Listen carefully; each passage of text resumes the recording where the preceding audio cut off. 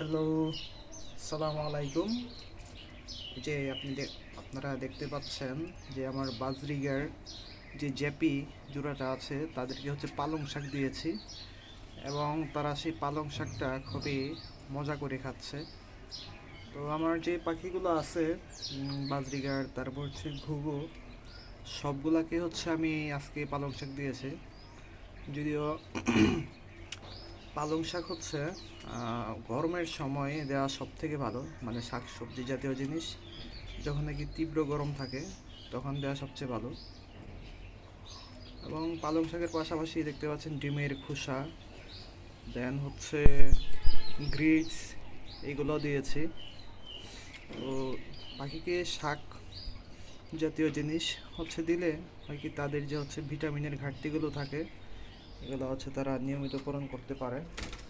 এই যে ঘুঘুকেও দিয়েছে, এই ঘুঘু পালং শাক খায়।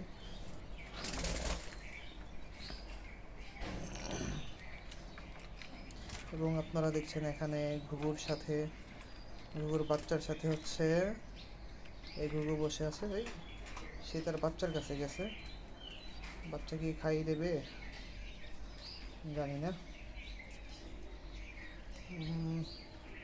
যদি খাইয়ে দেয় এই দৃশ্যটা আসলে অনেক সুন্দর হবে। এই খাইয়ে দেবে নাকি? খাইয়া দে। আরে বেয়াদব পাখিগুলা, তারা তোর বাচ্চারা খাওয়ায় দে। আচ্ছা, আমরা একটু ওয়েট করি।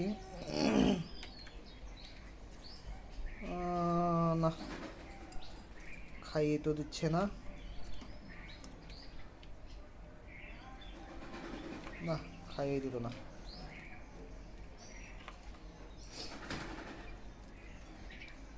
আচ্ছা, না খাইয়ে দিলেও ওই যে আমরা হচ্ছে বাজরিগারের যে হচ্ছে পালং শাক খাওয়ার যে দৃশ্য, এটা আপাতত আপনাদেরকে দেখাইতে পারি। ওই যে দেখেন, তারা পালং শাক খুবই মজা করে খাচ্ছে। পালং শাক ভিটামিন, আয়রন, পালং শাকে সম্ভবত আয়রন বেশি থাকে। আয়রন ফসফরাস জাতীয় জিনিস হয়তো বেশি থাকে। যাই হোক, পালং শাক, তারপর হচ্ছে আরেকটা কী শাক যেন থাকে, কলমি শাক। হ্যাঁ, পাখিরা সব থেকে বেশি পছন্দ করে হচ্ছে কলমি শাক। যাই হোক, আমি যখন সময় হয় তখন তাদেরকে দেই।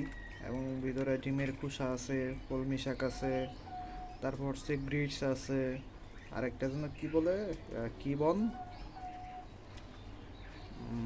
হ্যাঁ, ক্যাটল বন ফিশ, এটাও আছে তাদের খাবারের মধ্যে, এমনিতে দিয়ে রাখছি। তাদের যখন মন চাই খাবে, মন না চাইলে না খাবে। তো